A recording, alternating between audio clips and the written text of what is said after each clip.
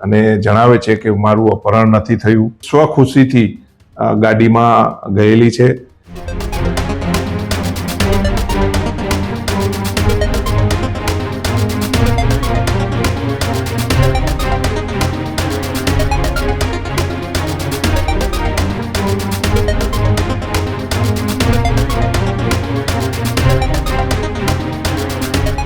સમાચારોમાં આગળ વાત કરીએ। ભાવનગરથી એક મહત્વપૂર્ણ સમાચાર સામે આવી રહ્યા છે કે જ્યાં છેલ્લા 3 દિવસથી ભાવનગરમાં પણ પ્રેમ લગ્નને લઈને એક વિરોધ ચાલી રહ્યો છે।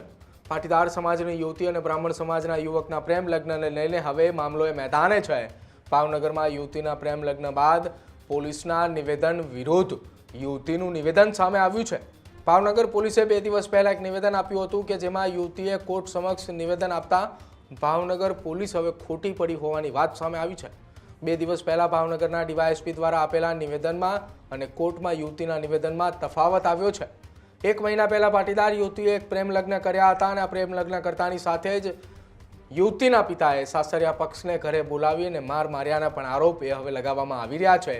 ભાવનગરના ઇસ્કોન મેગા સિટીમાં 2 દિવસ પહેલા સમાધાન માટે બોલાવ્યા અને સમાધાન માટે બોલાવતાની સાથે જ યુવકના પરિવારને મારી યુવતીનું અપહરણ કર્યાની ફરિયાદ પણ એ યુવતીના પતિ દ્વારા નોંધાવી હતી।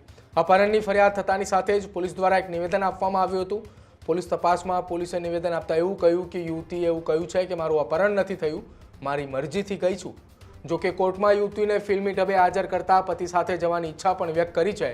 જજે પોલીસ બંદોબસ્તની વચ્ચે બંનેને ઘરે મૂકવા જવાનો આદેશ પણ આપ્યો છે અને આ તમામની વચ્ચે પોલીસ દ્વારા ચુસ્ત બંદોબસ્તની સાથે જ મોડી સાંજે યુવતીને મૂકવા માટે તેના પતિ સાથે તેના પતિના નિવાસ સ્થાને પહોંચી હતી પોલીસ।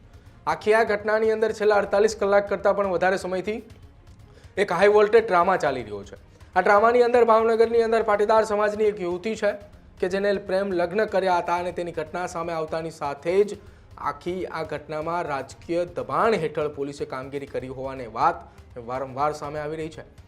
યુવકના પરિવાર દ્વારા એવા આરોપ લગાવવામાં આવી રહ્યા છે કે યુવતીના પિતા દ્વારા રાજકીય દબાણ ઊભું કરવામાં આવી રહ્યું છે, જેના કારણે અમને મારવામાં આવ્યો હતો। ગતરોજ કોર્ટની અંદર 11 વાગ્યાની આસપાસ સવારમાં યુવતીને હાજર કરવાની હતી, પરંતુ યુવતીને હાજર નહોતી કરવામાં આવી। કોર્ટ દ્વારા પોલીસને પૂછવામાં આવ્યું કે યુવતીને કેમ હાજર નથી કરવામાં આવતી, ત્યારે પોલીસે કહ્યું કે અત્યારે એ યુવતી અમને મળતી નથી। જો કે બરોબર તેના 1 દિવસ પહેલાં એટલે કે આજથી 2 દિવસ પહેલાં યુવતીનું એક નિવેદન પણ નોંધવામાં આવ્યું હતું, જેમાં યુવતીના નિવેદનને લઈને પોલીસે એવું કહ્યું હતું કે યુવતીએ એવું નિવેદન આપ્યું છે કે તેનું કોઈ અપહરણ થયું નથી। શું ભાવનગર પોલીસે કોઈના રાજકીય દબાણ હેઠળ કાર્યવાહી કરી હતી કે પછી કોઈ રાજકીય નેતાના દબાણ હેઠળ જ ભાવનગર પોલીસે પોતાનું નિવેદન આપ્યું હતું?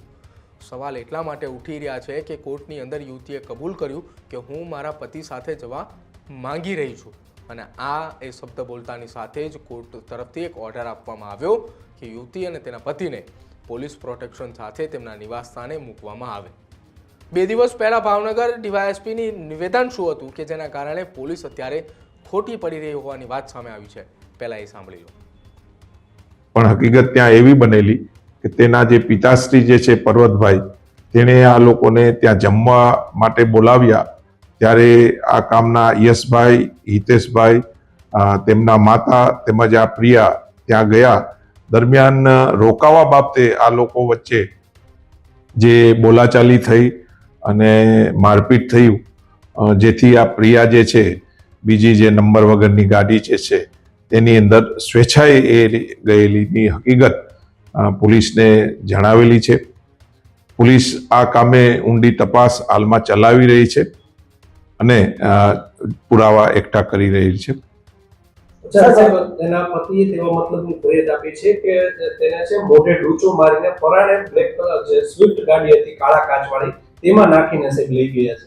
બિલકુલ, ફરિયાદમાં એ રીતની હકીકત જણાવેલી છે, પરંતુ તપાસના કામે ગઈકાલે આ જે છે પ્રિયા જે ભોગ બનનાર કે તે પ્રિયા જે છે તેણે જ સ્વખુશીથી નીલમબાગ પોલીસ સ્ટેશનમાં આવ્યા અને પોલીસ રૂબરૂ તેઓએ નિવેદન આપ્યું છે કે જે પરમ દિવસે જે બનાવ બન્યો તેમાં આ કામના જે ફરિયાદી જે છે યશ, તે અને તેના જે સસરા કહેવાતા તે વચ્ચે બોલાચાલી થઈ કે આ જે દીકરી પ્રિયા અહીંયા રોકાશે તો એના હિસાબે તે તમામ પાર્ટી મતલબ મેમ્બર્સો વચ્ચે ઝઘડો થયો, જેથી આ પ્રિયા જે છે તે સ્વખુશીથી ગાડીમાં ગયેલી છે, તેનું અપહરણ થયેલું નથી, આવી હકીકત તેઓએ પોલીસ સમક્ષ નિવેદનમાં જણાવી છે.